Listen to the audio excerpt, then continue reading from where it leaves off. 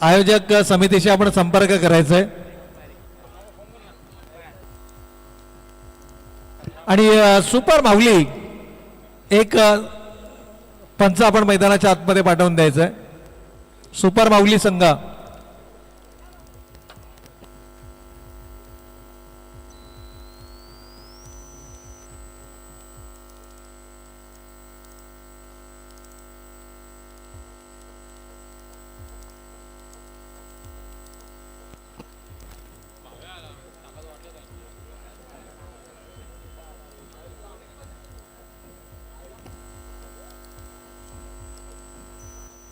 तर सामन्याला सुरुवात निश्चितच या ठिकाणी पाहायला मिळेल. आमच्या आयोजन समितीचे आयुष देखील आता पंचांच्या भूमिकेमध्ये आपल्याला मैदानाच्या आतमध्ये पाहायला मिळतात.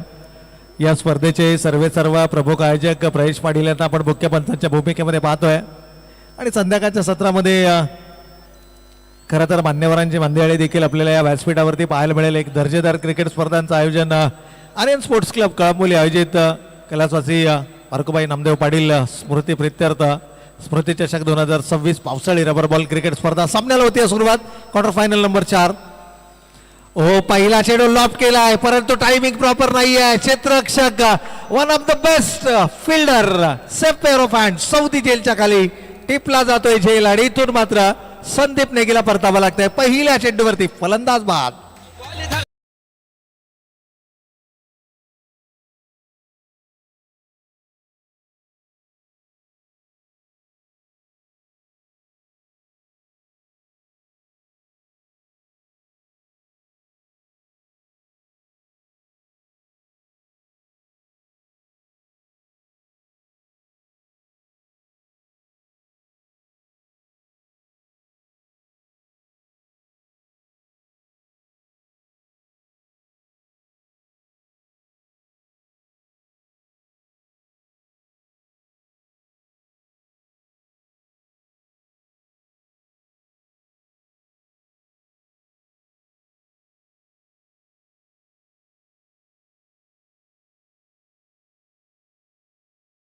मैदानाच्या आतमध्ये पाहायला मिळतोय.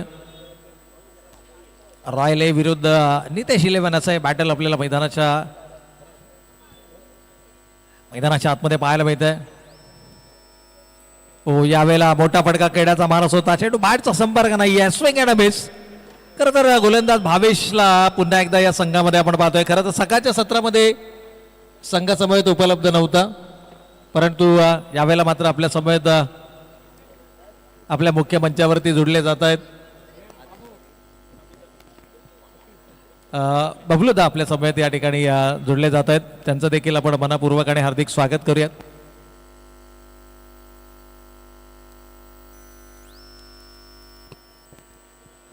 तर निश्चितच या ठिकाणी आपल्या मुख्य मंचावरती ज्यांचं काही क्षणापूर्वीच शुभागमन झालंय आदेश पाटील अर्थातच बबलीदा आपल्या समवेत या ठिकाणी जोडले जातात. त्यांचंही आपण मनापूर्वक आणि हार्दिक स्वागत करूया. खरं तर एक दर्जेदार क्रिकेट स्पर्धा टेनिसचं क्रिकेट असो पावसाळी रबर बॉल क्रिकेट असो या स्पर्धा आपल्याला सातत्यानं कळंबोली विभागामध्ये कळंबोली आणि रोडपाली विभागामध्ये पाहायला मिळतात. परंतु मैदानावरती थोडासा खराब खेळ किंबहुना मी म्हणेन की अपेक्षासारखा खेळ मैदानावर पाहायला मिळत नाहीये. नितेश 11 संघाचा पहिल्या सामन्यामध्ये काय भन्नाट खेळ केला होता. नाबाद त्या धावांचा पाठलाग केला होता. 68 धावांचं लक्ष आणि त्या लक्ष्याचा यशस्वी पाठलाग केला होता या संघानं आणि तोच संघ आता धावांकरता संघर्ष करताना आपल्याला पाहायला मिळतोय. यावेळेला पावलांचा वापर केलाय. धावून विकेट येऊन मारण्याचा प्रयत्न. भावेश विरोधामध्ये पावलांचा वापर करणं ही तितकी सोपी गोष्ट नाहीये.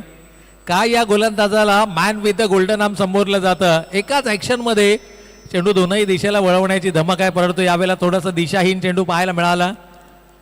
अवांतरचा इशारा या ठिकाणी पंचांचा येतो. एक अतिरिक्त धावफलकावरती अंकित केली जाईल. संघाची एकूण धावसंख्या एक गडी बाद 7 आपल्याला पाहायला मिळते.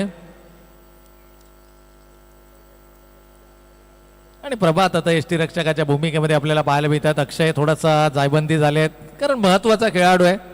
त्या खेळाडूची बॅटिंग सर्वात महत्वाची. हो, यावेळेला थोडासा धीम्या गतीचा चेंडू होता.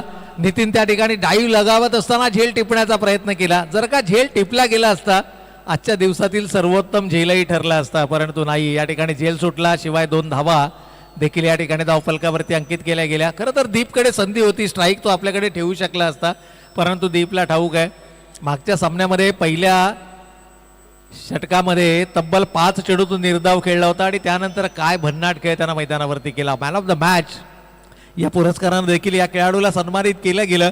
त्यामुळे त्याला ठाऊक आहे 2 षटकांची जरी लढत असली तरी 6 चेंडू माझ्यासाठी पुरेसे आहेत. एखादा खेळाडू ज्यावेळेला चांगल्या लयमध्ये बॅटिंग करतो, ज्यावेळेला चेंडू त्याच्या बॅटच्या मिडल होत असतात त्यावेळेला आत्मविश्वास एका वेगळ्या उंचीवरती असतो. आणि इथे दीपला ठाऊक होतं की या षटकामध्ये आता फारसे चेंडू शिल्लक नाही आहेत, त्यामुळे जितक्या जास्त धावा धावफलकावरती उभारता येतील ती संघासाठी जमेची बाजू. आणि कदाचित रोहिलनं ही कानमंत्रणा दिली आहे की शेवटच्या चेंडूवरती मोठा प्रहार हा अपेक्षित होता आणि तो प्रहार मात्र रोहितनं केलाय. रोहितच्या बॅट मधून येतोय डीप मिड विकेटच्या डोक्यावरून लांबच लांब षटकार.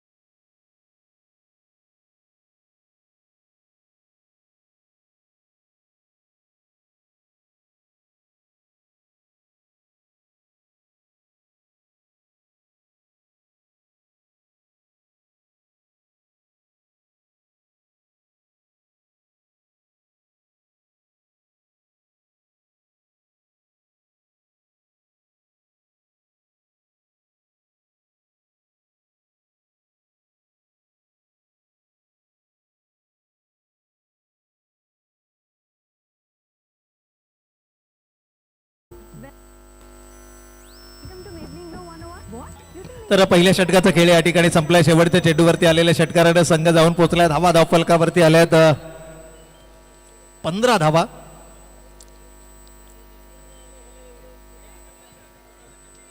चला खेळाडू थोडस स्पीडअप करायचं मित्रांनो, कारण यानंतर सेमीफायनलच्या लढती आपल्याला पाहायला मिळणार आहेत. First semifinal. चला विनंती असेल इनिंग ब्रेकमध्ये आपण हा टॉस करणार आहोत. पहिला सेमीफायनलची लढत असेल, एकीकडे असेल टीम रॉयल बी आणि त्यांच्याशी 2 हात करताना फर्स्ट सेमीफायनल मध्ये संघ आपल्याला पाहायला मिळणार आहे. तो अर्थातच या स्पर्धेचा आयोजक संघ आर्यन स्पोर्ट्स. हो दीप सिंग 6 चेंडू नॉन स्ट्रायकिंग एंडला उभा राहिला. यानंतर मात्र पहिला चेंडू लोअर फुलटॉस मध्ये कन्वर्ट करायचा होता.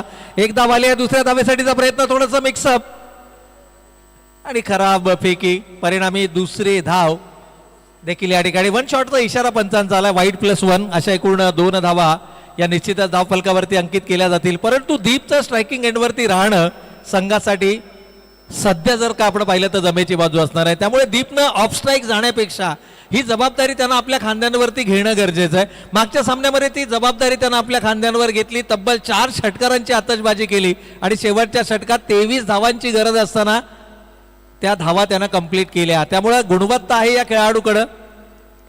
यावेळेला फुलर लेनचा चेंडू होता. एक उंचपुरा गोलंदाज. खरं तर प्रभात अंबोरेला आपण या ठिकाणी गोलंदाजी मार्कवरती पाहतोय.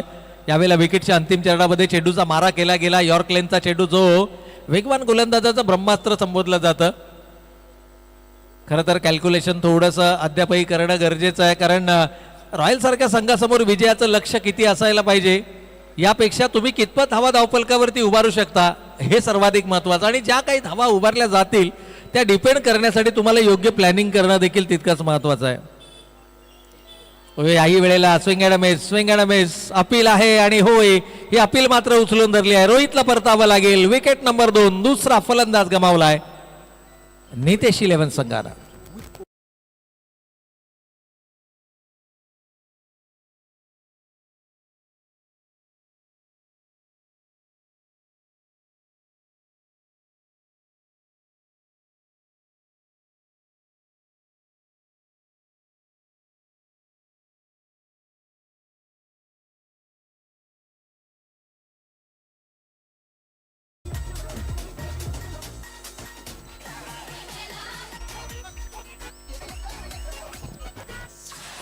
नवीन बॅटर यावेळेला मैदानाच्या आतमध्ये. फुलर लेनचा हा चेंडू होता.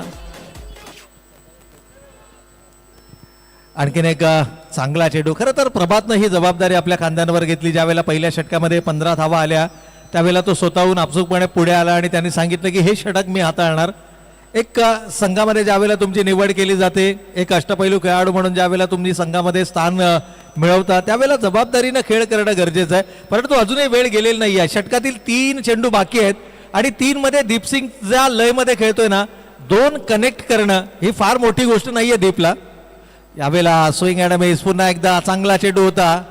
खरं तर उंचीचा योग्य पद्धतीनं वापर करतोय. साधारणतः गोलंदाजांचा जर आपण या ठिकाणी उल्लेख केला तर एका चांगल्या उंचीचा गोलंदाज आहे, चांगली गोलंदाजी तो करतोय. कळंबोली क्रिकेटचा जर का आपण विचार केला तर प्रभात आंबोरे हे नाव देखील मागील काही वर्षांमध्ये चर्चेचा विषय ठरलेत. अनेक मोठ्या स्पर्धांमध्ये सातत्यानं त्याचा समावेश आपल्याला पाहायला मिळतो. गतवर्षीच्या हंगामामध्ये ॲज अ आयकॉन खेळाडू म्हणून भरपूर संघांमध्ये तो खेळताना आपल्याला पाहायला मिळाला. कळंबोलीचा आणखीन एक दर्जेदार खेळाडू म्हणून या खेळाडूनं स्वतःला सिद्ध केलं. परंतु आता निर्णायक क्षणाला त्यानं जबाबदारी आपल्या खांद्यांवरती घेतली आणि जबाबदारी फक्त खांद्यांवर घेतली नाही तर ती जबाबदारी निभावतानाही तो पाहायला मिळतोय. परंतु दीप यावेळेला कनेक्ट केलाय चेंडू, टायमिंग प्रॉपर आहे. क्षेत्ररक्षक चेंडू जज करतायत.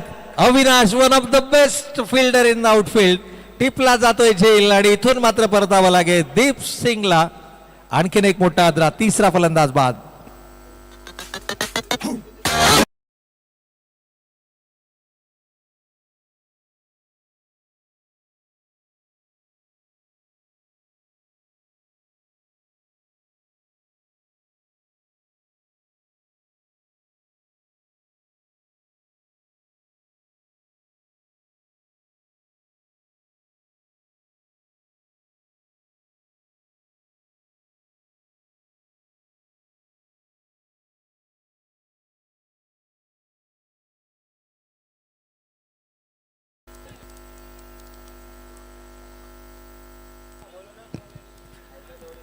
तर चांगला कमबॅक या ठिकाणी गोलंदाजीमध्ये प्रभातचा पाहायला मिळते. आणखीन एक सफलता यावेळेला.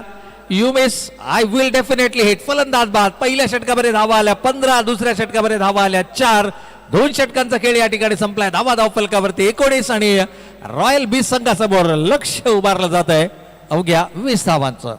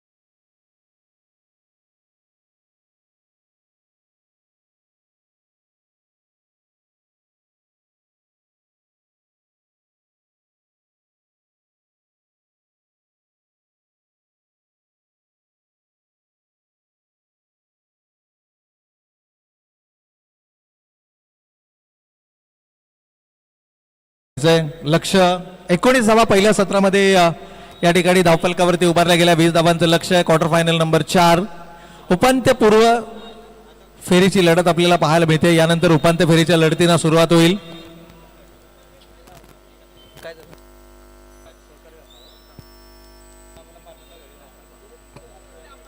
चला मी विनंती करेन सुपर माऊली संघ जर पॉसिबल असेल तर आपण 2 पंच पाठवून द्यायचे, कारण आयोजक संघाचाच या ठिकाणी सामना आहे. त्यामुळे थोडंसं सहकार्य करा आपण. आय थिंक रामा महानवर त्या ठिकाणी आहेत, त्यामुळे आपण विनंती करूया. Yes, thank you.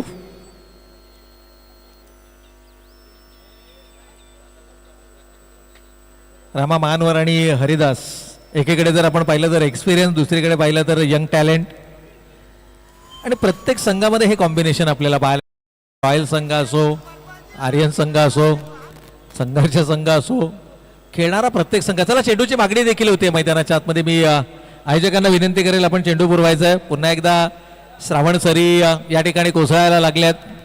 वरुण राजाची जोरदार हजेरी आपल्याला पाहायला मिळते. आणि जसा आपण उल्लेख केला, निसर्ग कवी अर्थातच त्रिंबक बापू ठोंबरे निसर्ग कवी यांनी आपल्या कवितेमध्ये सांगितलं की श्रावण मासी हर्ष मानसी हिरवळ दाटे चोहीकडे. आणि अगदी तशाच प्रकारचं चित्र आपल्याला मैदानाच्या आतमध्ये पाहायला मिळतंय. T20चा तिसरा सामना. खरं तर ही सिरीज भारतानं आपल्या नावावर केली आहे. झिम्बाब्वे विरुद्ध भारत हा T20चा सामना देखील सुरू झाला आणि भारतीय संघानं 8-9 षटकांमध्ये 89 धावा, म्हणजे ऑलमोस्ट 10च्या सरासरीनं धावा बनवल्या, ज्यामध्ये वैभव सूर्यवंशी अजूनही बॅटिंग करतायत. 29 चेंडूमध्ये 48 धावा त्यांनी, आणि एकमात्र विकेट जो गमावला गेला तो म्हणजे अभिषेक शर्मा.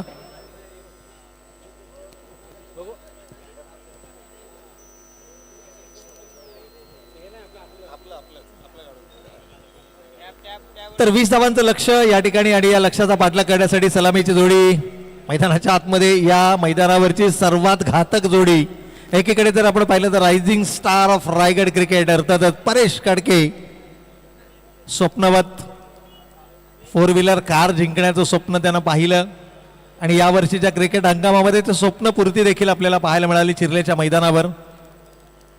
आणि एकच जल्लोष संपूर्ण कळंबोलीच्या प्रेक्षक वर्गांमध्ये आपल्याला पाहायला मिळाला. जशी अनाऊन्समेंट झाली, जशी त्याचा संघ मेगा फायनलमध्ये दाखल झाला, जवळपास ते फिक्स झालं होतं की आज खेळाडूचं नाव 4 व्हीलरच्या रेसमध्ये आहे. आणि एकच जल्लोष आपल्याला पाहायला मिळाला. सन्माननीय विजय शेठ खानावकर साहेब देखील या स्पर्धेचा आनंद लुटताना आपल्याला पाहायला मिळतात. परंतु इथे पहा, लेग स्टंपवरचा चेंडू होता, त्याच्या फेवरेट झोनमध्ये हा चेंडू आला. खरं तर स्क्वेअर लेग पंचांना थोडीशी जर का या ठिकाणी चूक केली असती तर हा चेंडू त्यांच्या शरीरयष्टीवरही आदळला असता. परंतु चांगली समयसूचकता त्यांनी दाखवली, प्रेझेन्स ऑफ माइंड त्यांनी दाखवलं. केवळ चेंडूच्या जे लाईन होती त्या लाईनमधून परत आले. आणि परेश कडकेचं खरं तर आपण विशेष कौतुक करायला लागलीच त्यानं पंचांकडे हात केला आणि एक मी म्हणेन की विचारणाही केली त्यांनी की आपण ठीक आहात ना. हे मोठा क्रिकेट खेळाडू बनण्यासाठी तुमच्याकडे हे गुण असणं आवश्यक आहे. प्रामाणिकपणा तुमच्याकडे असणं गरजेचं आहे. यावेळेला बैठकी फटका ऑन द नीज चेंडूच्या पिचिंग पर्यंत आले, आणि त्यानंतर मात्र आसमान दाखवलाय. चेंडू सीमारेषेच्या पलीकडे षटकार.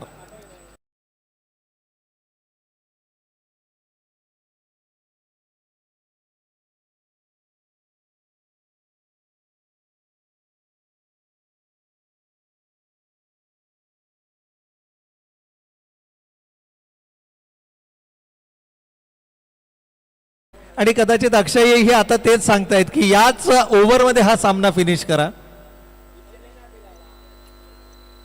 गोलंदाजावरती थोडंसं मानसिक दडपण, कमबॅक केला जाणार का नाही, यावेळेला थोडंसं दिशा भरकटलेत. व्हाईट बॉलचा इशारा या ठिकाणी पंचांचा आलाय. अवांतरच्या बरोबरीनं एक अतिरिक्त धाव ही निश्चितच धावफलकावरती अंकित केली जाईल.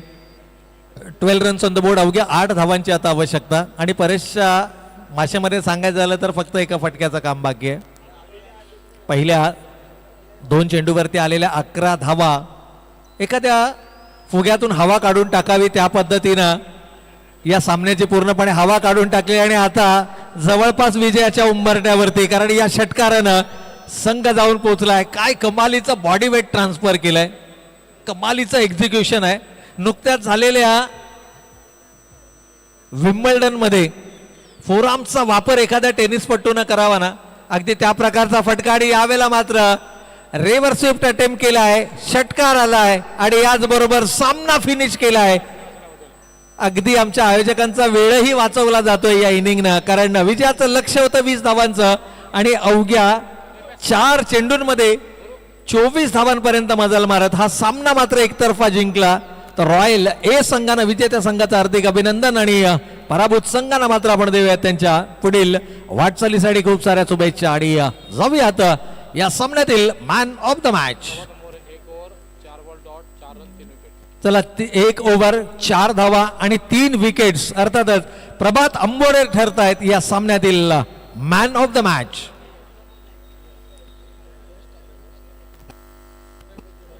पण नितेश 11 हा संघ मात्र पराभवाला सामोरा गेलाय. परंतु आज खूप चांगला खेळ राहिला. दीपसिंग असेल, संदीप नेगी असतील, तमाम क्रीडा रसिकांची मनं जिंकली. क्रिकेट आहे, क्रिकेट म्हटल्यानंतर हार जीत ही होत असते. परंतु ज्या पद्धतीनं नितेश 11 आज मैदानावरती खेळला, मी म्हणेन आज नितेश एका वेगळ्या लुकमध्ये आपल्याला मैदानाच्या आतमध्ये पाहायला मिळाले. ज्यांनी आपल्या क्रिकेटिंग करिअरमध्ये KL4 विभागातून येणारा हा खेळाडू आहे. कळंबोलीचं क्रिकेट त्यानंही गाजवलं. आज एका वेगळ्या लुकमध्ये, अगदी त्याच्याकडे पाहिल्यानंतर एखादा फुटबॉलपट्टू असावा असा त्याचा लुक त्यानं या क्रिकेटच्या मॅचसाठी बनवला होता. परंतु हार्ड लक नितेश, खूप चांगला खेळ आपल्या संघाचा राहिला.